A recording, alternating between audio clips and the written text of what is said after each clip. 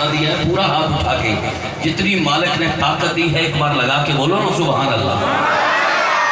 जब लाइट गई थी और वजाहत साहब पे एक इम्तिहान आया था, लेकिन ये सादात के जोड़ों कसर का कामरान हुए, तो उस वक्त मैंने देखा कि बगैर लाइट के बगैर माइक पे आपकी सुभान अल्लाह की आवाज़ बुलंद हुई थी।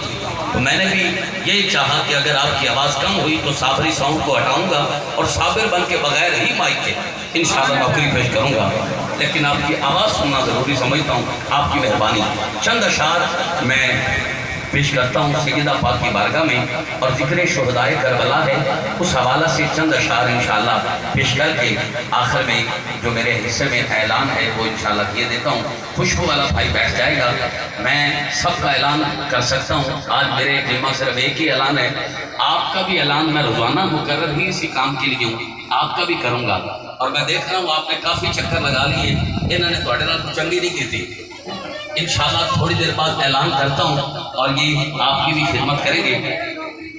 जी आप ठीक है, आप तशरीफ रखें, आप तशरीफ रखें, बड़ी मेहरबानी।